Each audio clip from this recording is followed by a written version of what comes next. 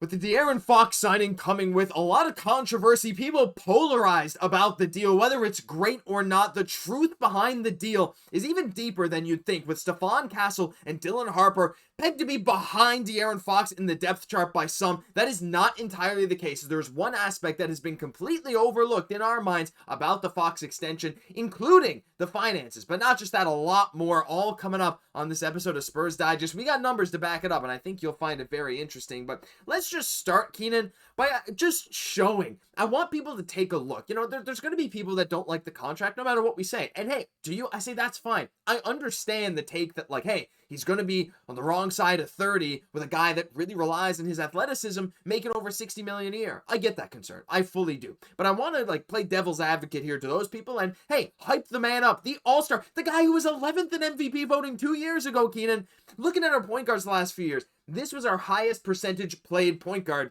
by player 2 years ago. Tre Jones played 100% of his minutes at point guard. Then you got guys like Bouye, but mostly Malachi Branham, Devontae Graham, Blake Wesley. This past year, Chris Paul, McLaughlin, Jones, Fox was there, but he actually played 57% of his time at shooting guard. Just to start, before we dive into the numbers and this underrated aspect of this deal, Keenan, to look at the point guards we've had, this doesn't even include Sochan because Basketball Reference doesn't count him as a point guard, but to look at the point guards we've had in Victor Wembanyama's time in the league, it's been Chris Paul, like a 40-year-old Chris Paul, and other than that, really no starting caliber talent. I'm sorry, Tre Jones, I love you, but at the same time, I feel like having a guy like Fox, just that impact alone, could make this team look extremely different this coming season.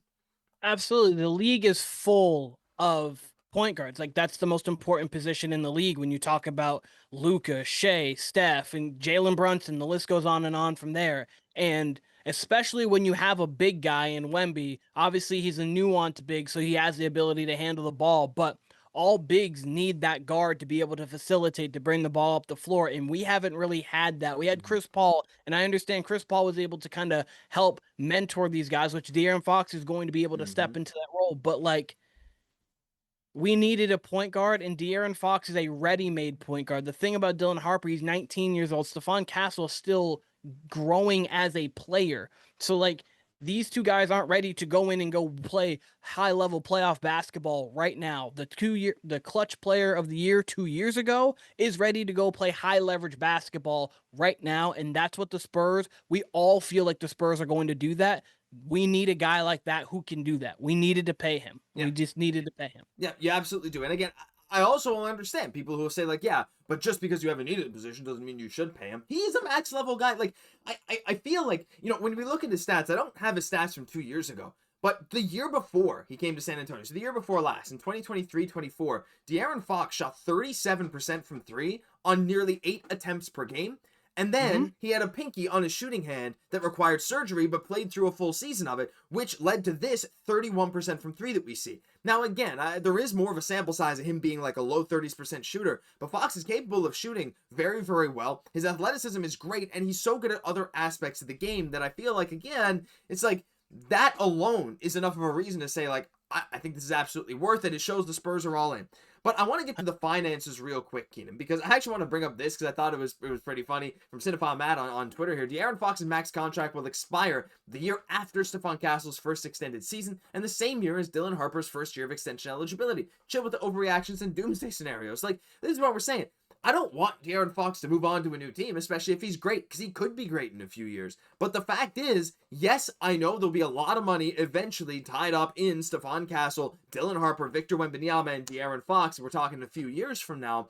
But again, the overlap is there, but only for 1, maybe 2 years. It gives the Spurs a lot of flexibility, and if De'Aaron Fox is still very good at that point, but we've decided Dylan Harper, Stephon Castle absolutely they're about to hit their primes, and they're ready to take over, Fox can still be traded. He's not going to be viewed as a negative asset. I don't imagine, could be, but I feel like that as well. Again, we'll get into how he's going to help Castle and Harper as well, because we got some stats to back that up, but finances alone, I do feel like, in general, it really doesn't seem that bad. Guys are movable, and at the end of the day, yeah, we have a lot of money that we're going to tie up. Who knows if Castle and Harper are even going to be max contract guys? They could be on bargain deals like we had with DeJounte Murray for a few years before we traded him away. I'm really not worried too much about the finances now that I look at it a little bit more.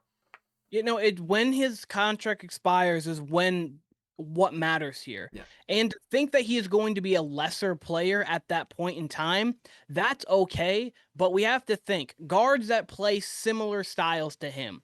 Westbrook was a 25-point triple double in his 11th season in the league. So you have guys like that can also play at that high level. And we obviously know Westbrook's a downhill guy. Fox is not the jumper that Westbrook is, but he is that elite athlete that gets to the basket. Even a guy like Derrick Rose, coming off of multiple knee injuries, played with the Timberwolves and averaged 18 a game that year. And we knew that was a shell of himself, Derrick Rose, still averaging 18. So a guy like De'Aaron Fox, who can still play alongside of great talent, and we have to think too, he's not going to have to do it all. Yeah. He has Harper coming along. He has Stephon Castle coming along. We already have Wemby. We'll see what happens with Vassell. We'll see what happens with Sochan. We'll see what happens with Carter Bryant and what the Spurs have coming in the drafts on the incoming drafts. So, like, he's not going to have to do everything. So even if you do see his stats dip to 17 and 8 a game, that doesn't mean he's not giving you high level production. That just might mean that Harper's giving you 20 and 9 and Castle's giving you 17, 4 and 5 or something along those lines. Obviously these stats are just thrown out there, but like those guys are giving you high level production as well. Yeah, absolutely. And again, like if we look at this deal, like I understand the in a vacuum thing, but there's more to it. Like there's organizational stuff. There's the promise they made to Rich Paul and De'Aaron Fox during the trade. That's one thing. The Spurs sticking to their word. That's one aspect. The finances not going to be as bad as we thought. And again, I think there's a lot of evidence, especially now with health being like players' longevity is longer than ever now. That'll help De'Aaron Fox as well. But also the mentorship aspect. Now, we touched on this earlier, myself and Brian Keenan, but I wanted to dive into this because, again, we watched the videos. Like, I want to just say, like, there's a lot of similarities, not complete overlap with how they play, but between a guy like De'Aaron Fox and guys like Stephon Castle and Dylan Harper. And I want to reiterate again, when Fox was in San Antonio this past year, he only played 47% of his time at point guard, or 43%, I should say, 57 at shooting guard. He played alongside Chris Paul, and it worked fairly well. Again, very small sample size, only a couple games with Wemby, but still, he can absolutely play off ball. So the idea that Harper and Castle, that some people are saying are both behind him, I don't think is true. And I know you have your point on the lineups, Keenan, and maybe we'll get into that in a second, but I want to just show some stats here that like show how much De'Aaron Fox can help guys like Castle and Harper develop. And I know you don't go, yeah, I paid him a max contract because he's really good. He's really good at mentoring the youngins. No, obviously you don't do that, but you combine the amazing production with a guy that can do that, and that becomes extremely valuable. And if you look here, these are the Spurs advanced stats. Feel free to pause and take a look. De'Aaron Fox and Castle are similar in a lot of ways. Similar amount of points in the paint, 49 versus 44%. Points off turnovers, very similar, 17 to 16. Points from 2-point range, almost identical. Points from 3-point range, or percentage of field goal attempts from 3-point range, almost identical. Fox and Castle's areas of scoring are very similar, and we see Castle, he's so explosive getting to the rim, and then Dylan Harper as well, Keenan. A lefty, I know he plays that slower, like Cade Cunningham, or even like Manu Ginobili style game, but there's a lot to learn from Fox. And to not have the pressure on guys like Dylan Harper and Stephon Castle. Yes, I know Castle's rookie of the year. I know Harper's going to be amazing. But to not have that pressure on these guys to go out there and carry you to the playoffs with Victor Wembanyama, I think is going to matter a lot too. And to me, that's worth at least a few million. And like, I feel like, yes, I know you don't pay a guy a max for that, but it just adds to the value. The guy who was 11th in MVP voting 2 years ago and the clutch player of the year, you bring that plus this mentorship, and I think the contract, like the situation is better than I think some people give it credit for. It definitely is better than what people give it credit for. One, he's already played alongside a guy like Domantas Sabonis, who was a guy who could bring the ball up as a point guard, so he had to play off ball there. Two, Malik Monk was on that roster too. Malik Monk had the capabilities of playing point guard, so he's already knows how to play off ball and can actually do that at a high level. Two, we don't really need Stephon Castle to be an on-the-ball playmaker consistently. Can he score in isolation? Yes. Do we want him to improve in that? Yes. But he is not the guy that needs to have the ball in his hands 24/7. And you can work with two guys who can have the ball in their hands. Think to the finals. Who was there? It was the Pacers and the Thunder. The Pacers had Tyrese Halliburton, Andrew Nembhard, and Aaron Nesmith.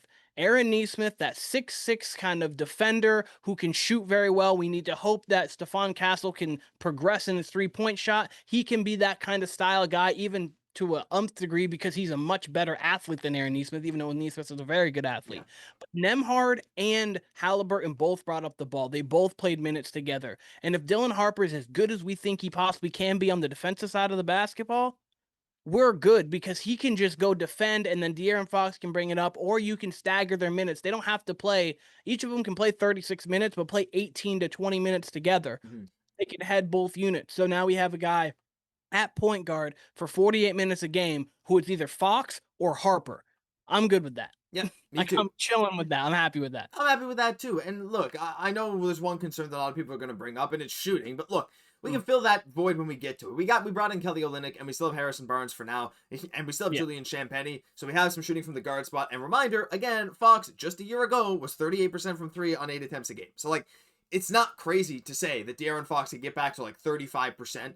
36%, especially with the Spurs spacing. And if he's at about that, and you have Julian Champagnie who can knock down some threes, Harrison Barnes stays around 40%, Kelly Olynyk spaces the floor, Wemby improves, it's going to look better than it looks on paper right now. And I'm not saying the problems are all solved, because no, I think that would certainly be a stretch. But there are concerns with this team, but watching this team grow and watching how this lineup works with Wemby, because also playing with Wembanyama is you almost can't predict a lot of how this team is going to look because of the gravity that he's going to have and how he evolves as a player. So a lot of it revolves around him too. But look, I'm just saying, haters don't want to hear what we had to say. The haters don't want to hear how good of a situation this is. Maybe you're a hater. And if you are, don't mind. I'd love to hear your thoughts on this down below. Tell us why we're completely wrong. People who are good with this, tell us why we're right. But we'd love to hear from you down below, because that'll do it for this episode of Spurs Digest. If you enjoyed, leave a like, comment, subscribe to the channel. Thank you for tuning in every single day. Almost at 10,000. If you stayed here right to the end of this 12-minute video, really appreciate you. Hey, just check if you're subscribed, because if you haven't, we got content coming every single day. I'm Josh Gosse, my host, Keenan Warner. We'll catch you in the next one.